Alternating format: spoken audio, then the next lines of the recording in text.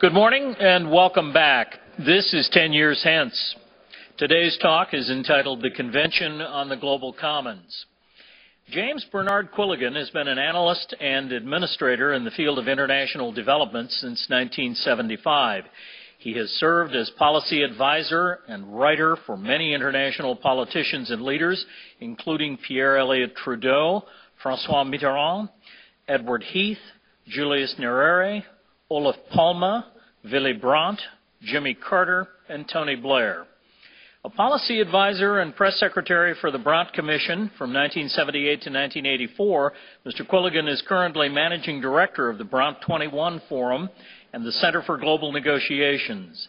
He is also serving as the American coordinator of the Global Marshall Plan Initiative and the Convention on the Global Commons. These organizations, along with several other partners, have launched a multi-stakeholder consultation process that is expected to culminate in a global conference on international economic and environmental issues in 2010. Mr. Quilligan has been an economic consultant for government agencies throughout Latin America, the UK, Western Europe, India, Southeast Asia, Australia, Canada, and the United States. He has also served as an advisor for several United Nations programs and international development organizations. Ladies and gentlemen, please help me welcome James B. Quilligan. Thank you. Thank you. Hi. I think I flicked this on. I think the volume's right. I'll just tuck my wire back in here. It's a great pleasure to be here, and I have a lot of, I think, exciting things to share with you today. And, you know, I noticed in the Wall Street Journal on Monday, I saw a lot of you reading the Wall Street Journal. I saw it was available to everyone here. An article on the top right corner, it said that new regulation is inevitable in Washington. It had a picture of Nancy Pelosi.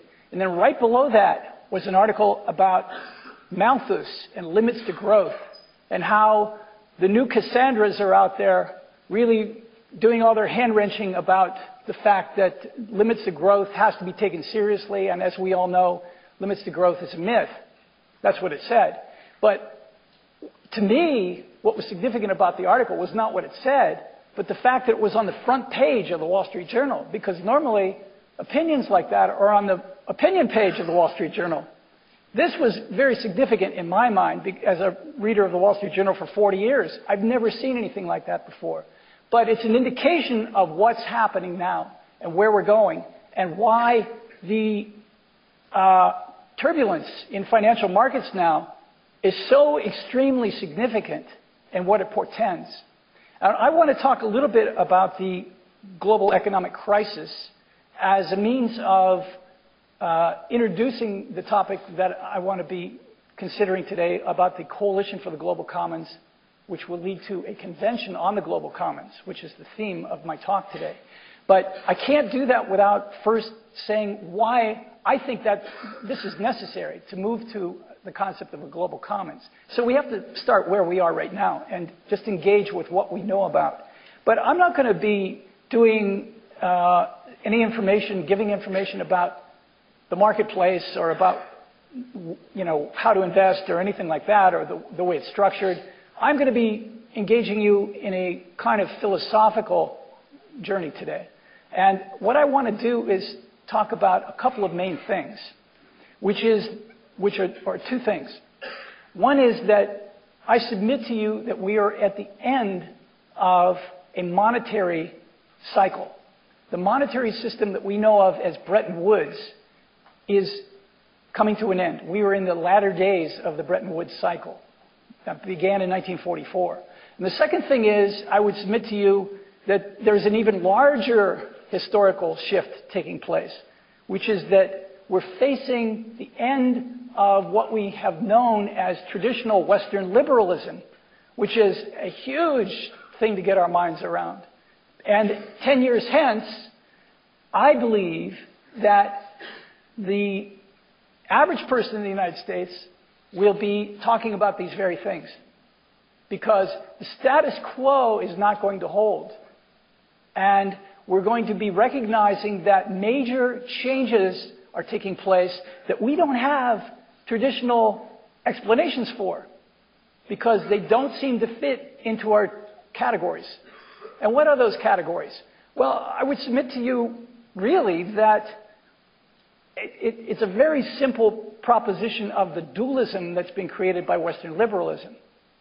The one is that governments can solve the problems, and the other is that the market can solve the problems. And that's it. It seems pretty simple. And it's the way a lot of our politics is based. It's the way our ideologies are based. But the problem is it creates an incredible polarization. We know the rancorous debate among the politicians from the right and left. We know how it influences the idea of supply-side economics and monetarism versus a Keynesian or demand-side economics. We see the clashes there. We recognize that is the dynamic that we've been living with for a long time. We haven't thought about alternatives to that because it seems like, well, the alternative is one or the other. What else could there be?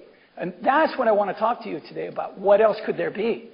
And I want to lead you gradually into a recognition that there is an alternative that goes way beyond what we're talking about a third way as public-private partnerships and triangulation of the right and left so we can rule from the center, a la Tony Blair or Bill Clinton, or a kind of bifurcated approach to local, global.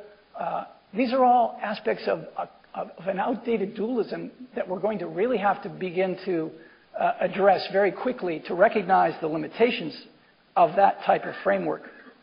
But before I get into the broader aspect of Western liberalism, let me just comment about the Bretton Woods system. Bretton Woods system was created in 1944. Many of you know about it. Many of you may not know about it because it's a little bit different than a traditional business dialogue. But the Bretton Woods system, and I'm focusing here on the monetary aspects of it, Bretton Woods system was created to redistribute credit across the world in the new post-war environment after the Second World War. And the reason for that is that we'd been through the First World War, the Great Depression, we'd been through the Second World War, and 44 nations got together in Bretton Woods, New Hampshire, and recognized that we need to have a new kind of framework for the post-war economy, create a new multilateralism. The United Nations was part of that. The original General Agreement on Tariffs and Trade was part of that, which previous to that was called the International Trade Organization, which we know now as the WTO. And, of course, the IMF and World Bank were part of that new multilateralism. That was supposed to provide a dynamic framework in the international economy. And two aspects of that, the IMF and World Bank were created as global public institutions. That is, prior to that, there was no means of distributing credit across the world in a public fashion. So these institutions were created to do it in a public fashion, because it was all through the private credit markets previous to that. The jury is out about the WTO and the IMF, and I'm not here to comment on them. But I can say that Bretton Woods has gone through two phases, and this is absolutely clear. The first phase was the phase from 1944 to 1971, when the United States guaranteed the value of international currencies based on the U.S. gold standard. So currencies had fixed exchange rates, and they were based largely on the value of gold until 1971. Since 1971 until the present, what's happened is, in the breach, as unofficial policy, international currencies, particularly the United States currency, has been based on not gold, but oil. Oil has been the underpinning of the value of the United States currency. It's not an official policy, but look at what the Fed does, in effect, when it analyzes where interest rates should be. It analyzes productivity. And productivity is based, to the greatest degree, on a single resource. It's based on many resources, but the most important resource upon which productivity is based, obviously, is oil. It's in our products, it's in our transportation systems, it's in our machinery. And this is very significant because, although we don't acknowledge it as being the resource underpinning the monetary system, in fact, in practice, that is what is happening. But we don't talk about it explicitly in those terms. Bretton Woods 1 was gold, Bretton Woods 2 is oil. Now, as we look to the future to provide an economic stimulus, many of us are thinking, you know, the opportunities of the future are in a kind of green Keynesianism, a green New Deal that would mean that investment in alternative energy sources would do several things. It would provide a benefit to business, it would provide a benefit to society, it would clean up the environment. This is a great idea, but I challenge you to get your minds around this very fact, that if all the businesses in the world were to green themselves, truly follow the triple bottom line, people, profit, planet, and really move in that direction, what's going to happen is we're not going to get very much further than what we have today.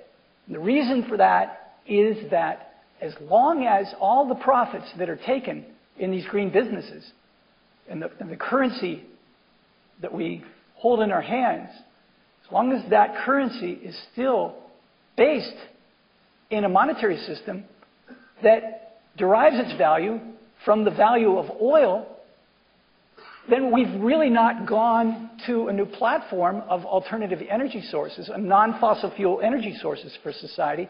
We're still holding on to the oil-based economy. This is a very important thing to realize, because as Washington gears up with its green policies, and as legislators are embarking on these policies, and as students and faculty are thinking about the future, the thing to recognize, I think, is that mistakes have been made in the past which have led us to this point. We're still thinking about the future in dualistic terms, governments and markets. And there is a third factor that we're missing, and it has a lot to do with environmentalism. It has a lot to do with monetary policy, but we're still missing it. You know, I have a lot of friends in the environmental movement. I have a lot of friends who are bankers and central bankers and financiers, and they're both saying the same thing, only in different terms. You know, on one hand, the environmentalists are saying we have to honor the value of precious resources as they exist in the world. It's very important that we treat resources in a new way. On the other hand, the bankers are saying, you know, the value of resources as an underpinning of the global economy is very important, as an underpinning of global currencies. Extremely important. We can't mess with that. The two sides are saying the same things about precious resources, but they're not saying it together, and they're not coming together and recognizing that they have a common point of view in many ways.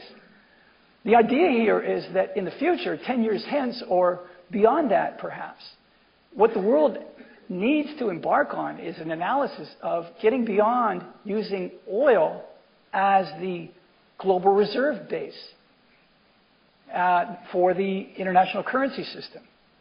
And tied to that is the fact that it's not just the world that's doing it, it's really coming from the United States. Because the other component of the Bretton Woods system was that we were going to move to a system of initially fixed exchange rates, and since 1971, floating exchange rates, but that the international currency would be largely guided by the United States. And the United States guaranteed the value of gold until 1971, because largely as a result of the gold it had accumulated in the 1930s and 40s, it had about 4/5 of the world's gold in Fort Knox and other locations. So it could guarantee it because it owned it, it had it on hand. As that gold started to be dissipated, and as the crisis in the late 60s and 70s precipitated the fact that we needed to move to a new system, the United States continued to have dollar hegemony in the world. It could still issue the currency that all of the countries had to collect to hold in their vaults to provide value for their own domestic currencies. And that's still the system we're undergoing now, that we still have.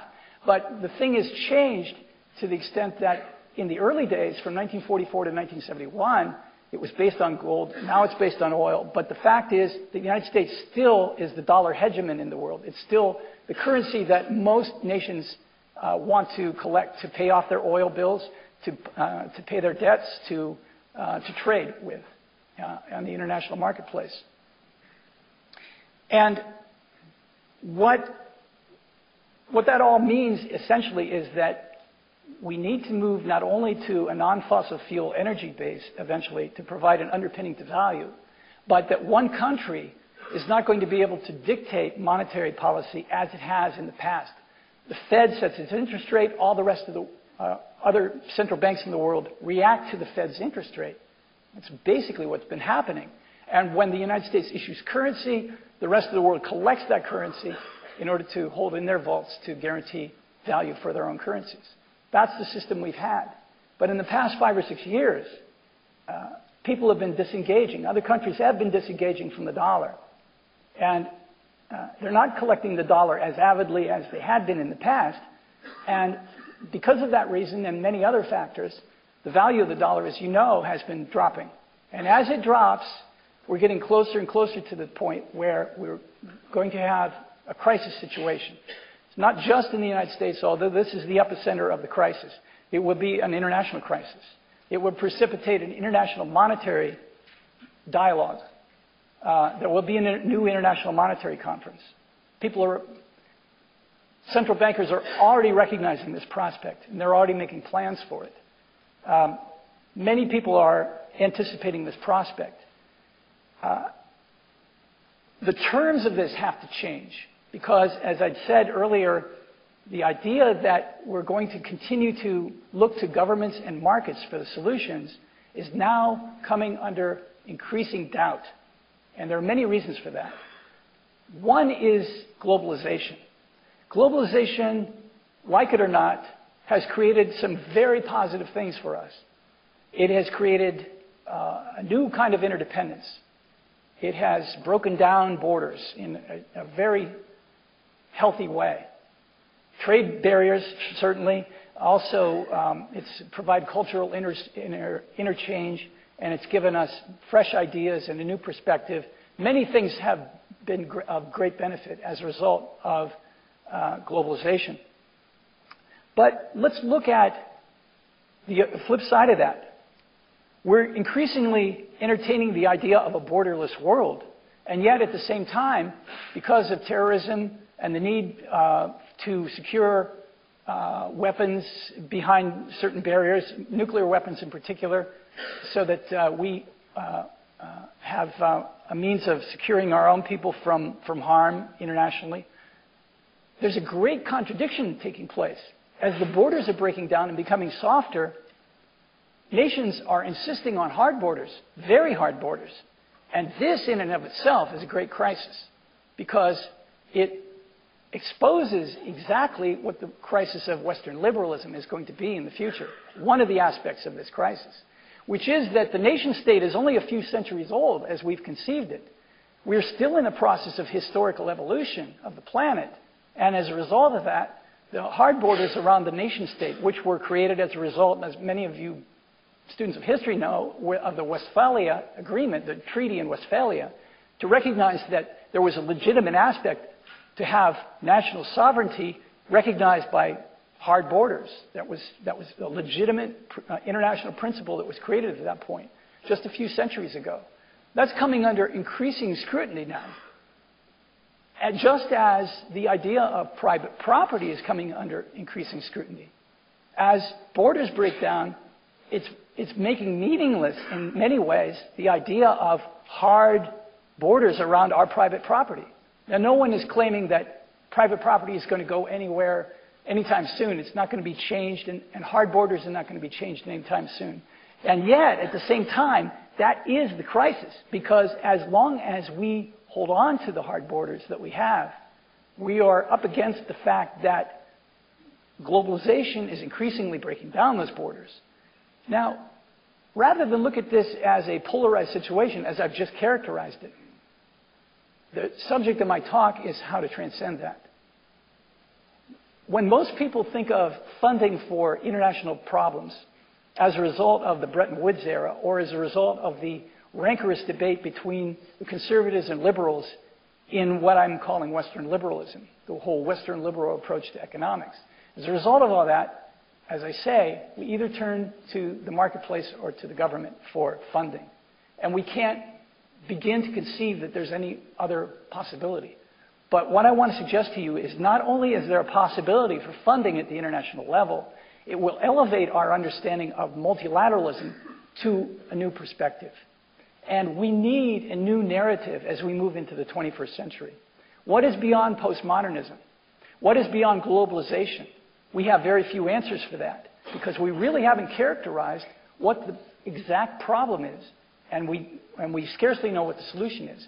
But I suggest to you that the solution is already in the public domain. It's already in the parlance of decision makers and the public in the world today.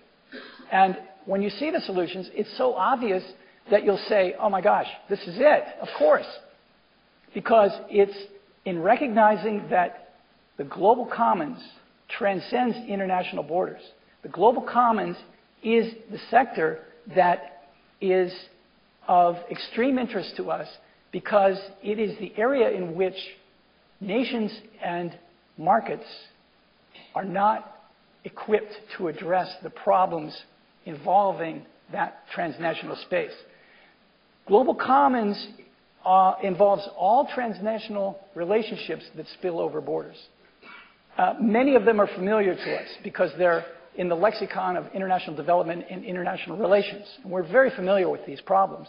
They're world hunger, they're international human rights, they're healthcare, they're education, they're international aid flows, international monetary policy, as I've mentioned, international finance and debt.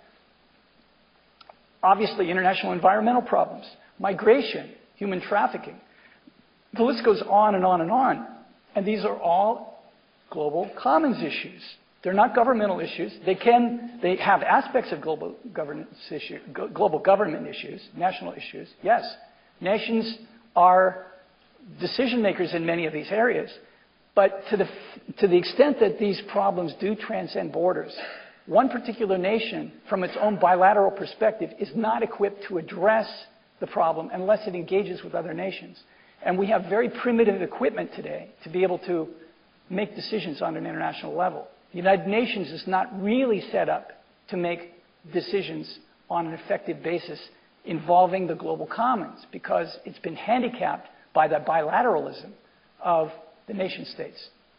And just the last point about this multilateralism that we've created since the Second World War, what I call multilateralism 1.0, it's a multilateralism that is deeply flawed because nations never gave it the fullest attention to become an independent kind of multilateralism. It's always been influenced by the bilateral policies of governments, and that undermines it.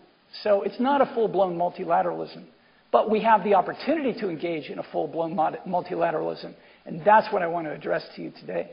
Here's the way that can be funded, and these answers are so clear that it's very encouraging as we look into the future because many of the people who are organizing around the world today around this subject have recognized this and are already embarking in these pursuits. Talking about user fees for the global commons. Once civil society organizations representing the people of the world begin to organize, they will create checks and balances on markets and governments. And the solutions have to come from markets and governments in association with this third force, which is the people of the world. People of the world organizing through civil society organizations and other institutions have to provide this new checks and balances to the governments and markets, or else we're not going to create the kind of dynamic world we need to step into.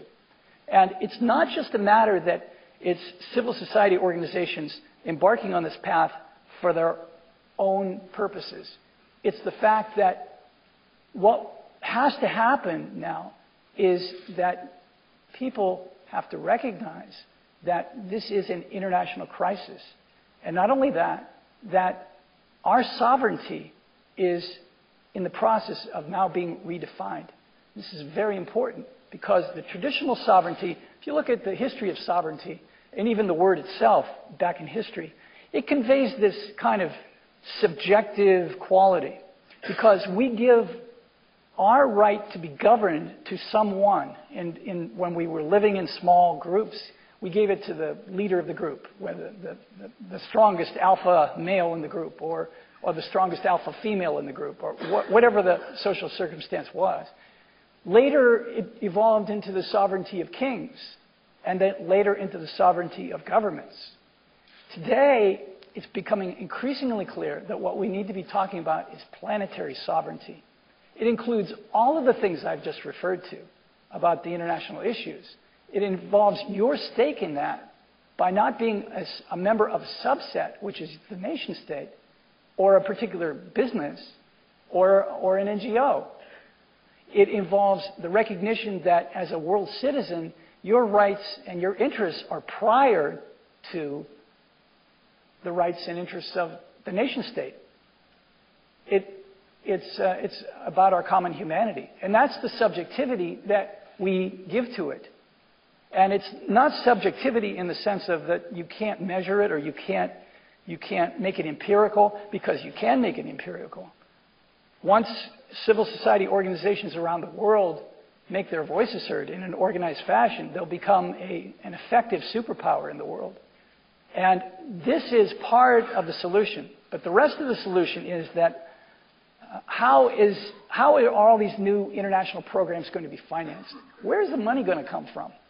And as I said to you before, as long as we're pursuing green business the way we have been in the past and up till now, I think it's very healthy to continue to think about green business in those terms, as we have been in Washington recently, and as many people have been for a long time. But we need to embark on a new, wider recognition about the funding of international programs. And this involves perhaps the creation of a new set of multilateral institutions. I've mentioned the WTO and the World Bank and IMF and United Nations and institutions like that are the vestige of the World War II era. But we need to be thinking about an international environmental organization and a new international economic or security and exchange commission to watch financial transactions. There's no regulatory aspect at that point. And I use the word regulatory, and I shouldn't have used that word because that is not what we're talking about here. That's what the word means in the United States when you talk about Security and Exchange Commission. But it's not a means of regulation at the international level. That's not what we're talking about here. It's a means of cooperative norms that we can generate multilateral financing through the implementation of multilateral standards that already exist. If only the WTO and the IMF were to live up to agreements that already exist by international treaty, through environmental treaties, through the ILO, the International Labour Organization, and many other treaties that exist. If only that was to happen, we would come very close to achieving the kind of multilateralism I'm already talking about today. So it's not a matter of inventing a lot of things from whole cloth. It's a matter of living up to the agreements that have already been made. The promises that are made to fund the Millennium Development Goals is another good example. We're not honoring those commitments. So we have apparatus in place that could make it work, but we don't have enforcement mechanisms to make it work. We need a new regime through international law which recognizes the validity of the global commons. We need also a new way of financing international programs. And that means the United Nations, a new environmental program, as I say, a Security and Exchange Commission at the global level, and several other international institutions that are missing today. How are we going to generate that funding? I had alluded to this earlier. And it's not a mystery. The answers are already out there. You can have user fees on global pollution, where the heaviest polluter pays a proportionate cost for polluting the environment. That's a global commons issue. Pollution spills over borders. A user fee on international trade, because international trade obviously spills over borders. And this isn't a fee that would go directly to nations. It's a fee that would go directly to a multilateral pool that's established explicitly to address multilateral problems. International user fee on global satellite parking spaces, on the electromagnetic spectrum, on ocean fisheries, on the use of the Arctic and Antarctic, on international financial speculation, a la a Tobin tax. Many of these things are eminently possible. We haven't explored it yet at the international level. people are beginning to recognize that this is a key ingredient, a key catalyst for the future. And as students looking to the future, I suggest that this is a great opportunity for you to begin to look at these things. Not only is more research needed, but these are careers in the future, because the world is headed in this direction. It breaks us out of the traditional box that we've been in about either turning to markets or governments for the solutions to our problems. This is a means of financing, and it's a means of expressing an ethic at the international level that we've scarcely even begun to address. Most people think of the global commons as the oceans or the climate, but they don't recognize that it involves all of our social problems that are of a transnational basis. That's the topic that I wanted to address to you today. And the fact that as we move into the future, what we are likely to see is more and more organizations coalescing along this basic philosophy. And in fact, I'm not just telling you a theory, this is already happening. And I'm here today really to report to you information about the Coalition for the Global Commons, leading to a convention on the Global Commons in 2010, to engage your interest and your understanding, to educate you a little bit about what this is about, but more importantly, to talk to you about the need for world awareness about this. Because as we move into the future, increasingly as the United States melts down financially, and you're going to see it more and more over the next few years, there's going to be a mass confusion. And certainly from the business sector, there needs to be a clear understanding of where we're going in the future, which is why programs like 10 Years Hence are absolutely vital to clarifying our thinking about what happens in the future. Because just like everybody else, we're all thinking about things that have been theorized in the past. Maybe the author of your textbook wrote about it a year ago or 5 years ago, or maybe it's a leading theory. And too often we're not, looking ahead. We're engaging ourselves in ideas that are a product of our immediate past. These are important issues. They're being engaged with at the international level right now. And they're being thought about in all countries of the world. So I suggest to you to think about these things and to see how you might fit into this larger transnational perspective that I'm outlining. The Global Commons is a very exciting subject, and it's something I think you'll be hearing more and more about as time goes on, particularly as this financial situation takes on the aspects of a larger and larger crisis. And I see so many Wall Street journals here today that I don't have to underscore the fact that to you that there is something afoot that even the sages on Wall Street can't understand at this point.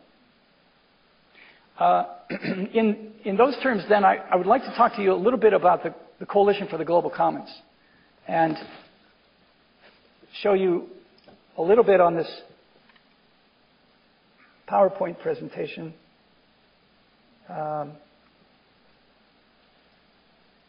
Great.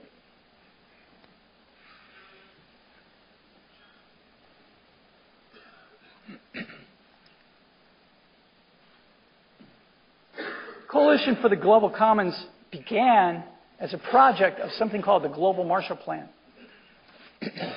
Global Marshall Plan was looking at a lot of these same issues that I was addressing earlier. The idea would be to have a new kind of international program to address key international issues.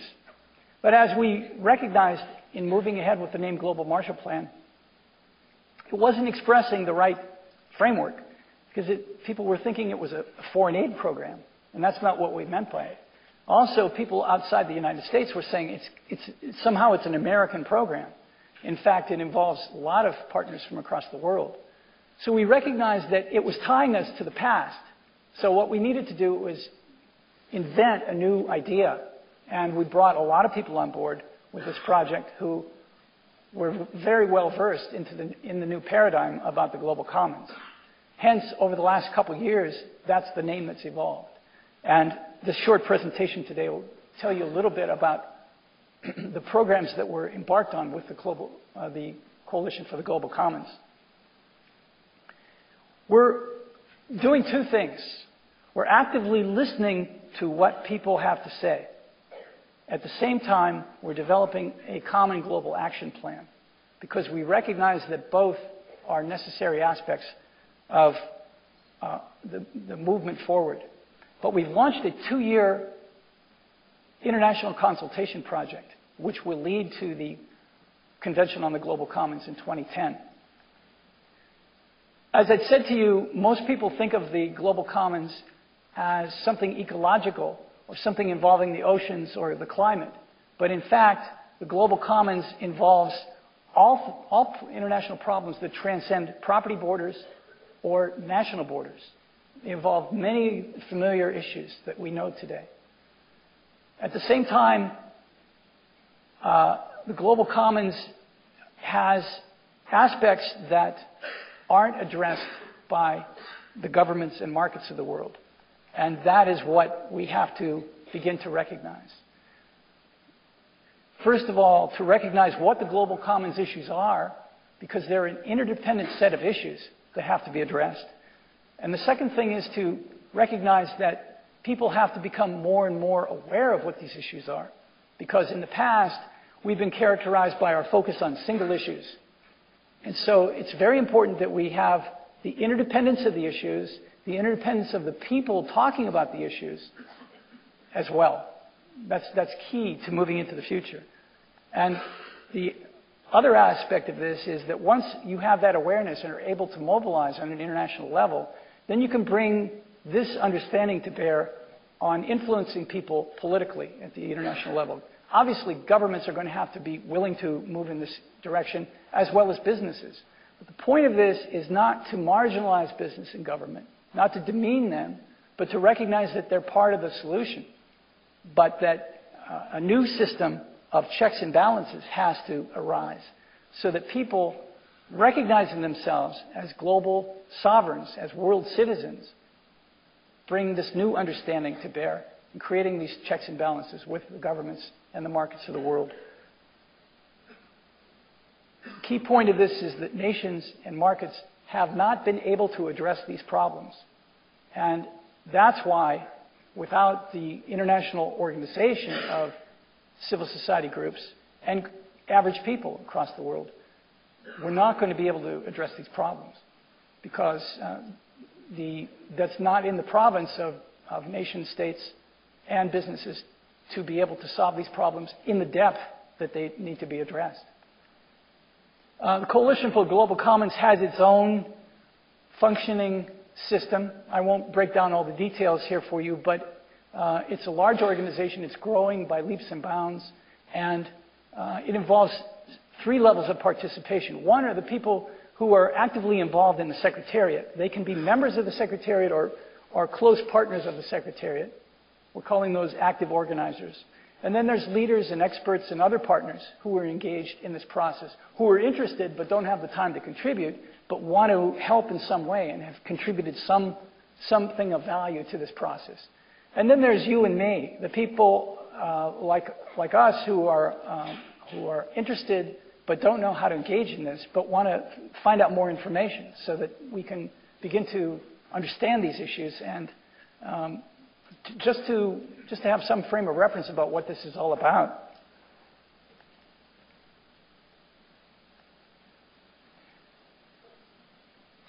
It's very important as we move into this consultation process that we have the widest possible participation, as I'd said, in terms of the stakeholders involved in this, in terms of the means of participation in this process, and also in terms of the issues involved in this process. So in terms of the stakeholders, there's no question that, as I've mentioned, business, government, and civil society organizations have to be involved, but that doesn't preclude spiritual, religious organizations, the media, science, universities, other groups, and all of these are going to have vital input into this process. And the next point is that there are many ways to participate in the process. People are going to be able to submit documents. We have a wiki-based website, which is state-of-the-art. And through that website, a report is being written. It's already engaged. You can take a look at it. It's pretty well advanced at this point. It's probably one of the most comprehensive reports in the world today about international issues.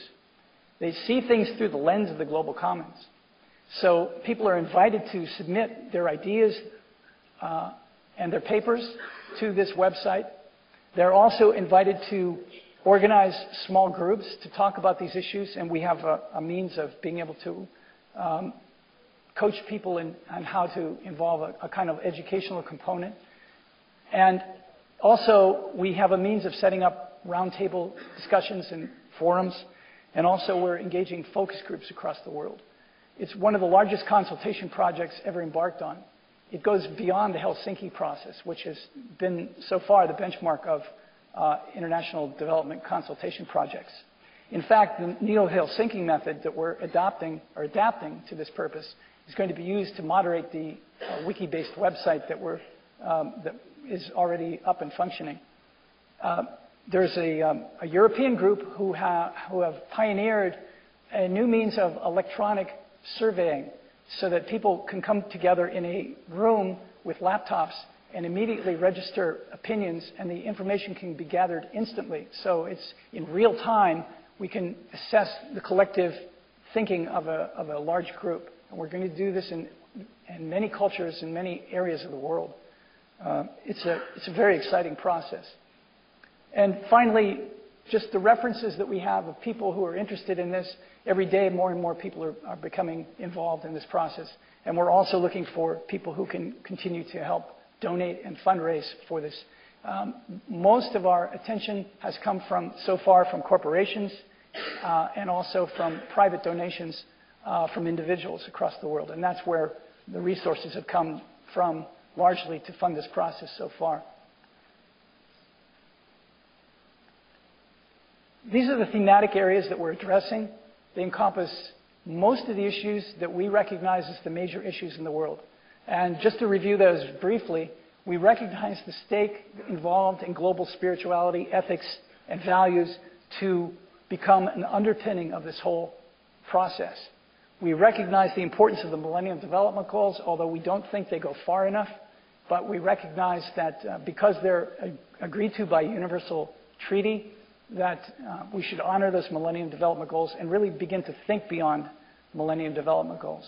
Sad to say, they're probably not going to be funded by 2015. We're way behind in our funding of the Millennium Development Goals, but we're thinking along the right lines by looking at them. Also, when we come to development goals, there are not enough international development goals covered by the Millennium Development Goals. There are other things that fall outside the Millennium Development Goals that we think should be addressed. But as a starting point, we think the Millennium Development Goals, no question, are the beginning point. That also goes to the same thing should be said about the Kyoto Protocol. We think it's flawed, but it's a nice basis by which to start the dialogue about the thinking about global commons interpretations of the environment. Restructuring global economic rules and institutions. I've spoken a little bit about that today. Establishing new forms of governance. We definitely need a new framework. In light of that, there are many ways to do it. Some people have proposed, for example, having a third house at the United Nations, in addition to the Security Council and the General Assembly. A third house being a World People's Assembly or a World Parliament. That's a possibility. But there are other means of addressing the problems of global governance. And we're working with people like Olivier Giscard d'Estaing and others at the international level who are leading experts in global governance. Generating multilateral financing through the implementation of international standards. It's very important. I mentioned that earlier. Realizing human and social potentials. This is vital because no system can be imposed upon the people of the world. People of the world have to engage with this themselves. That's why the international consultation process is simultaneously doing two things. Creating a plan, but listening to people to understand what should be involved in that plan. And everything that's gone into the plan so far has come from groups such as yourselves and other consultations that we've done And the plan has evolved directly out of the consultations that we've done across the world. The theme here is that as Western liberalism ends, one of the things that has to end with it is the West has to stop imposing its values on the rest of the world. That's why the international consultation process so far has engaged an immense amount of diversity across the world. We're getting people and feedback from cultures in remote parts of the world into this process. And finally, building a culture of peace and human security to address some of the issues that I haven't spoken about today, about international disarmament, conflict resolution, and certainly international peacekeeping issues. This process is going to take 2 years. We're going to have a conference, perhaps in Europe, in 2010, but it may also be located in another place. We're still determining where this conference is going to take place. And after that, there will probably be another conference in 2012. And this will lead to lobbying for the different, with the different G8 summits, with the primary international organizations, the multilateral institutions that are out there addressing world problems, to governments such as the United States and many of the other major governments and smaller governments of the world. And so the timeline, even though we're saying it's a 2-year timeline, in fact, the timeline goes up to about 2018. So we're anticipating the United Nations third summit, Global Environmental Summit in 2015, 2016, when they're going to probably have it. And we see a timeline of many places to lobby as the next several years unfold. This is going to be a matter of particular interest as international markets melt down and the need for a new international monetary system becomes very evident. And finally, the results of this, as I say, will be presented in 2010, but they won't end there. 2010 will be just the beginning conference to begin to talk about what the next steps are. But already we're seeing a lot of potential for how this information can be used to lobby businesses, governments, NGOs across the world. Our next steps are these. We're continuing to expand our partnerships with various groups in all sectors. We have an advisory board which is chaired by Prince El Hassan bin Talal of Jordan, and many other prominent people are on this advisory board. They're actually very active in guiding the wiki-based website and setting a tone for the deliberation of these issues. They only get involved in the editing of the website when there are disputes among the editors of the website, and that's when we call upon them for oversight. And as I'd mentioned, the wiki-based website and the electronic surveys that we're using across the world to achieve a kind of technological consensus.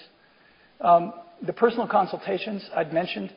We're establishing a global network, and we're trying very hard to ground this process in everyday reality by approaching people on an individual basis so that it's not just some ideas that are floated by experts and global opinion makers, but they're actually viable ideas that people can use and understand directly, because we recognize that as time moves forward, there's going to be a lot of confusion created, and that the more we can define for people what the global commons is, then they begin to own it. And we've seen this happening increasingly across the world, particularly among young people. That's our website. I encourage you to take a look at it as you would want to and address that. And let me just give you an example for a moment of some of the kinds of questions that we're asking people in the consultation process. These are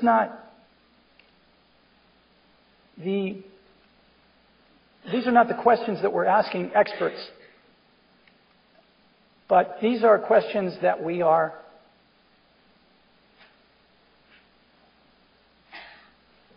how do I get that to go large?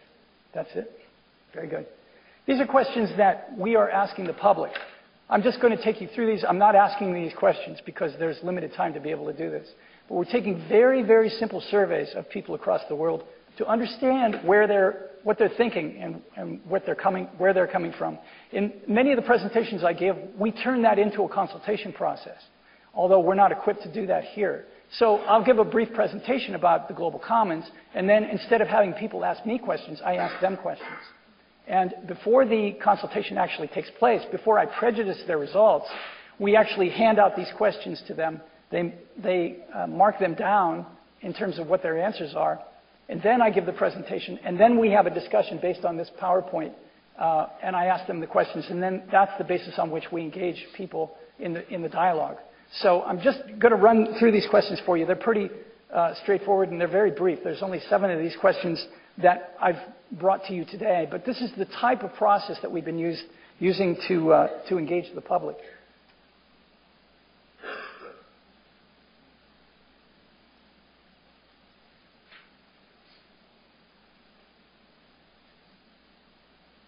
Again, this is to get people to be thinking about these things.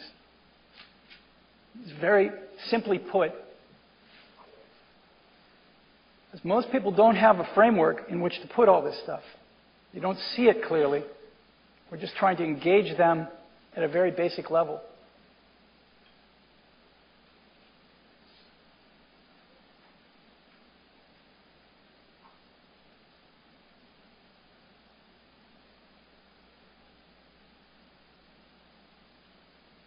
We recognize that the word global commons kind of goes over a lot of people's heads, but we think that that's not a problem, that's an opportunity. In fact, it gives us the space to enter into defining the word for the first time. And that's what we're finding. Once people hear these presentations, they begin to get a new understanding of what the global commons is. But we're still surveying to find out what people think of the global commons when they hear the word before the presentation actually starts. And we also think of global commons in a personal way as your common space. Where is your commons? And most people understand that subjective area of the commons that they have at home with their family and their friends. They understand that. It's very apparent. When they relate that to international problems, that's where the aha moment begins. And people begin to understand that transnational analysis can also apply to the same kind of common subjectivity that people understand in their home. And that's the basis on which many people begin to open up to this process and understand it a little bit better.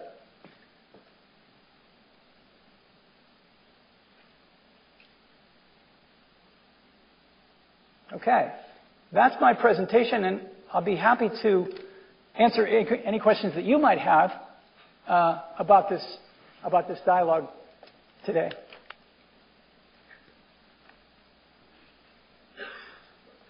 Jim.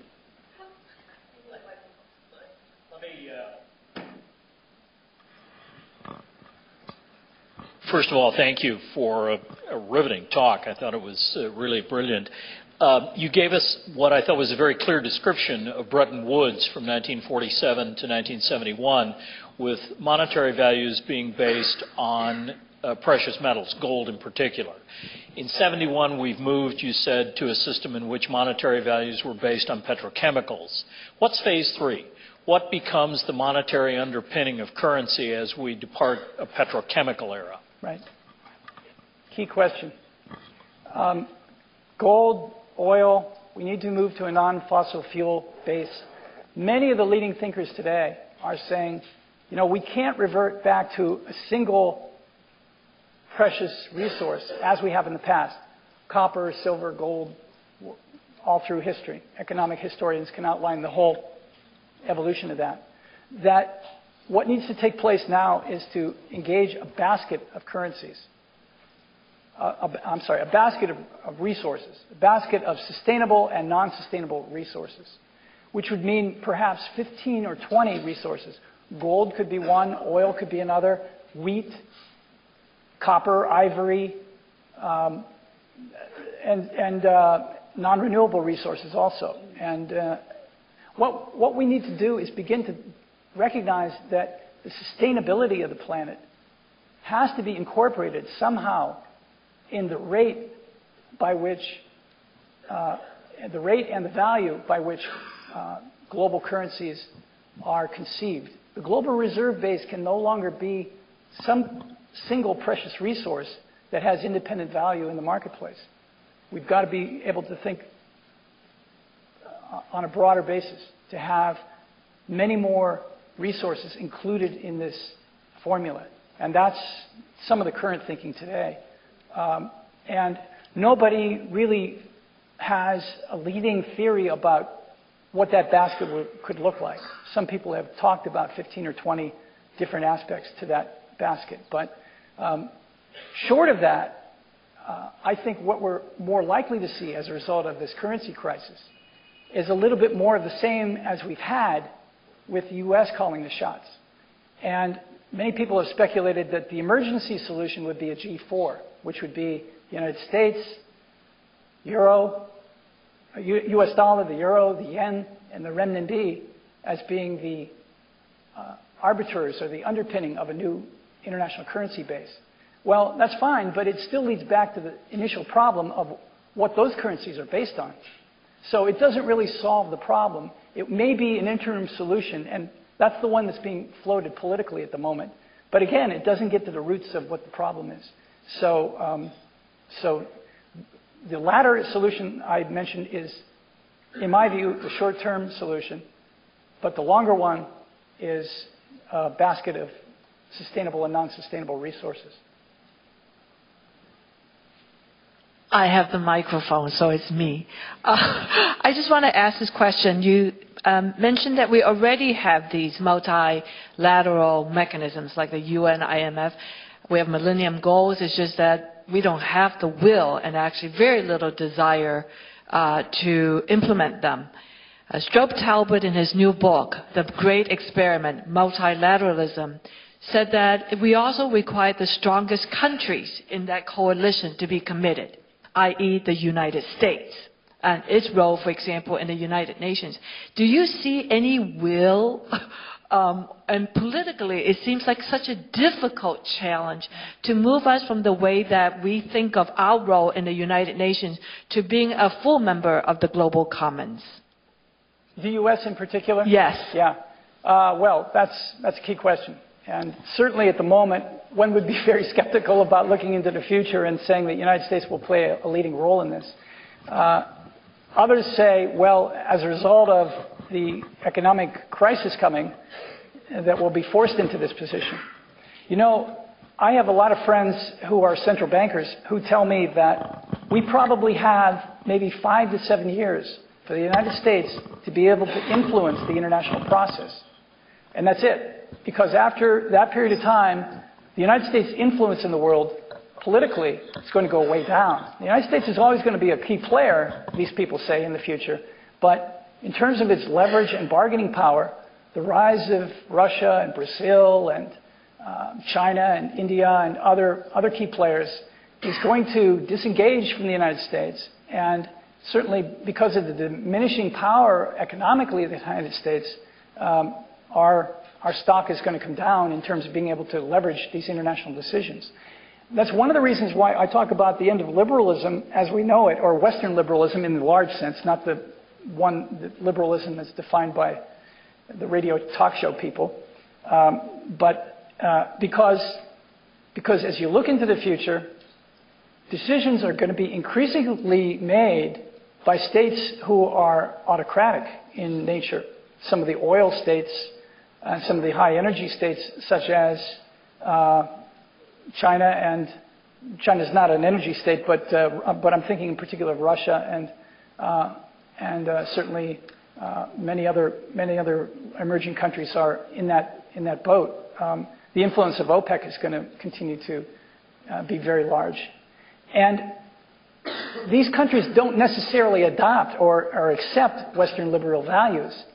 So the idea here is that we have a limited window if we want to inject into the international debate and the new monetary system of the future, a kind of Western liberalism, because some of the other players at the international level aren't interested in that kind of dialogue. And they don't want to move in that direction. And, you know, fair enough, because the United States has engaged in some rhetoric about liberalism, which we've never really practiced. So some nations are very cynical about the prospect of moving into a new kind of global liberalism that would involve this new multilateralism 2.0. So this global commons concept, we believe, is something that can appeal to everyone. It has democracy written into it, very largely. But at the same time, it also recognizes that if we're moving away from the decision-making power exclusively of governments and markets, that the common sector is something that can only organize itself on an international level. So, in other words, it's not the people of the United States that are going to make this happen. It's the people of the United States engaged with other countries of the world. Can you imagine the people of China making this happen? Or the people of Russia making this happen? There's no way, because they're still under the thumb of their governments. But engaged across the world, there's enormous potential for making this happen. As the New York Times said with the peace protests in 2003, I think it was, when the international demonstrations were taking place across the world, it called the groups of people coming together the world's second superpower. And indeed, it has that kind of potential. So I think that what we're looking at is not so much a crisis of the United States not being able to move on this front, but the rest of the world already organizing this, and the United States coming on board secondarily.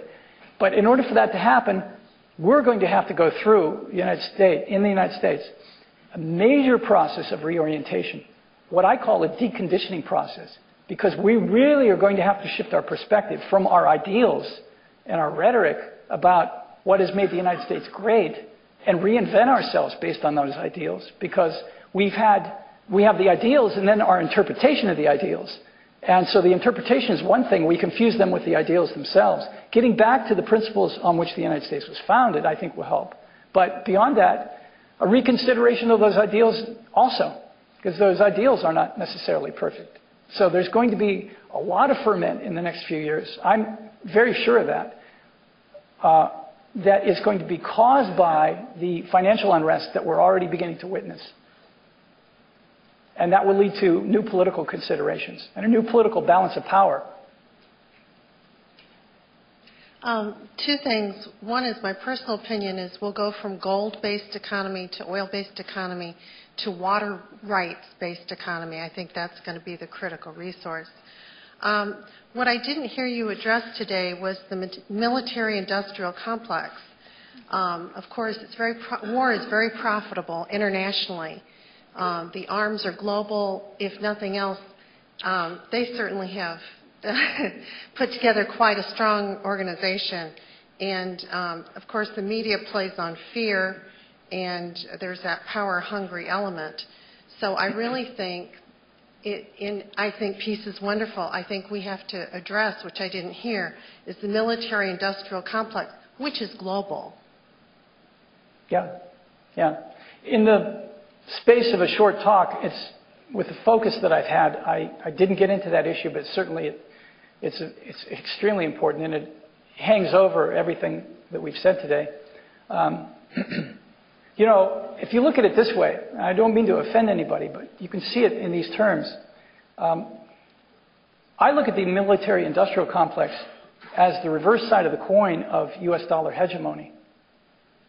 Because what we've done is that Dr. O'Rourke mentioned earlier that Bretton Woods I was based on gold, and since then we've had a new kind of system of what comes next.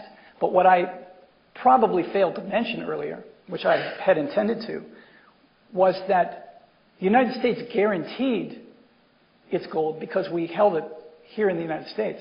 But the world's oil supplies, we recognized in the early 1970s that we didn't own them anymore, but that we could influence them. And we influenced them by cutting deals with Saudi Arabia and some other OPEC nations to guarantee that we would provide military protection for their supply lines and their security lanes and their shipping lanes and their oil fields. And as a result of that,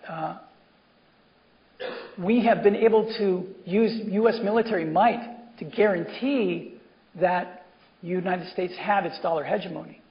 So in essence, you could summarize the last 35 years as being the United States threatens the rest of the world to continue to use U.S. dollars. And those U.S. dollars being used by the rest of the world continue to finance the deficit spending of the United States. So we don't have to balance our budgets here.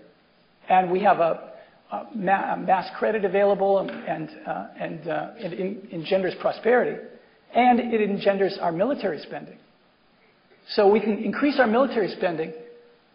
So we threaten the rest of the world to use U.S. dollars, which underpins our deficit spending. And a key component of that is our military. And then we use our military to continue to threaten the rest of the world to use U.S. dollars. And that is the tension that has been created over the last 60 years, particularly the last 35 years. That is what is going to change. It has to change. And the problem, of course, is that nuclear weapons are in the mix. No monetary system in history has ever ended without a war either coming before it or coming after it. It's always been in the midst of some kind of international conflict. The hope is that this time we can avoid major conflict.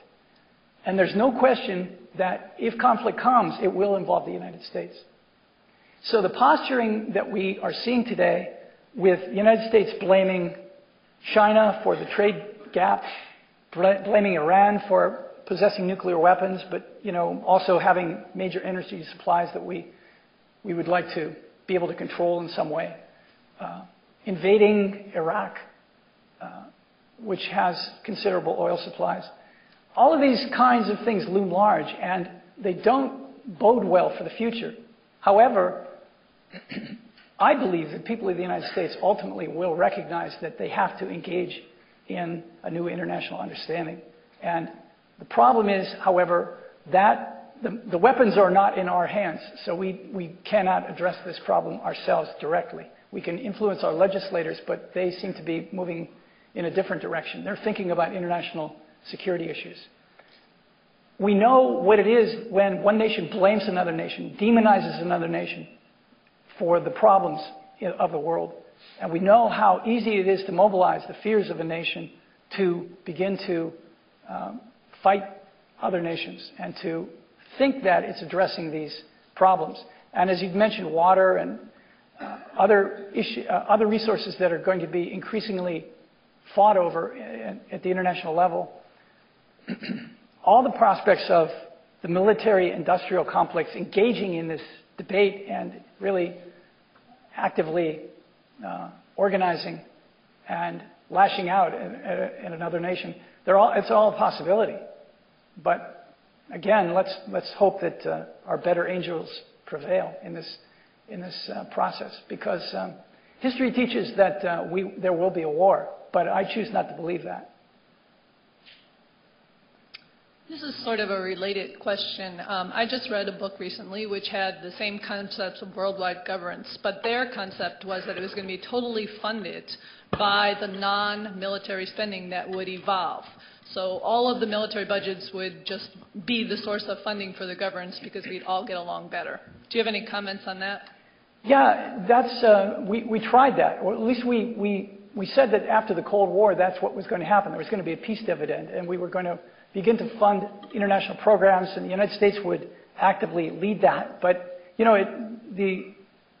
the rhetoric lasted only a few years, and then we were able to balance our budgets here in the United States for a few years, but then we went back to our deficit spending ways after that. No, it's very important. The topic is called economic conversion. The idea is as old as Isaiah in the Bible, and even before that. You take your money out of weaponry and you put it into social spending. It's very important to be able to see the connection there, because as many people on the left have said for years, that if only that could take place. It's not that simple, because it means the retooling of civilization in a large sense. We have to recognize that the United States has gone on to a permanent war footing since the Second World War. and that we have this institutionalized spending to build up the military, and that in spite of the fact that it's unpopular in some quarters, it is the institutional framework that the United States has been pursuing for quite some time. To retool that is going to be an enormous effort. And I'm not pessimistic about it, but I do think that it's one of the reasons why the complex psychological knot in the minds of the American public is going to have to change drastically in order for us to get into this new mindset. And already the rest of the world is disengaging from us. It is happening. It's been happening for 5 or 6 years now. And as a result of that, they're disengaging economically, they're disengaging militarily. We see all the signs of it, and we wonder why it's happening. Well, it's happening because they don't trust us anymore, essentially, because they see what we've done over the last 60 years, particularly since the 1970s, and they're not happy about it. And now they have some means of being able to disengage. And as that takes place, they have to be very careful that the United States doesn't lash out and try to re-engage them under some kind of power situation. So that's the dilemma other countries are in. And I talk to people all the time in various places in the world who tell me the same thing. We have to be very careful about this disengagement so we don't anger the United States too much. It's a shame that I have to be saying that kind of thing to an audience here at this university about this kind of thing, because I'm very much patriotic American to the extent that I was born and raised here, and I feel very strongly about this country and the future of this country. But at the same time, I can't help but speak out, because these are very serious problems, and the longer we stay in denial about them, I feel the more problems we're creating for ourselves. We've gone deeper and deeper into denial. And that denial is characteristic of this deficit spending I've been talking about. The more we've engaged in this deficit spending since the 1970s, as a result of moving into Bretton Woods II, the new issuance of credit, because we moved into the era of floating exchange rates, flexible exchange rates in the world, we were able to maximize our benefit from having other countries collect US dollars to hold in their vaults, to guarantee their currency values. And all that money coming back to us put us into a tremendous position to be able to fund many of the programs that we've wanted to fund. That era of easy credit is now coming to an end. It's already started in the mortgage industry. You're going to find increasingly that student loans and auto payments and credit cards are going to be also subject to the same problems as the housing industry. And that's just the beginning. As we've seen, it's spreading to collateralized debt obligations, it's spreading to banks, and it will continue to spread. We haven't seen the end of it yet. This denial is the fact that we have embarked on an era of easy credit, very simply. And we've relied on the rest of the world, cheap labor and cheap resources in the rest of the world. The day of reckoning is here, and a great adjustment is going to take place. And that great adjustment will happen whether the United States engages in it or not. And that's the key point I'm trying to make. It's going to happen. We're not going to be able to set the terms of it. And as I'd mentioned before, we probably have a short window of opportunity to engage in the dialogue, or else the terms are going to be set for us. So it's very important that we engage in a new kind of internationalism now, immediately, and get the United States public on board with this, and to really understand what the stakes are and what the issues are.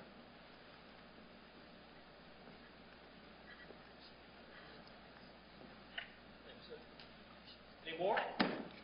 Last chance. Mr. Quilligan, thank you on behalf of the Thank you. Thank you. I very much appreciate you being here today. Thank you. Thank you. Thanks, everyone. Thank you.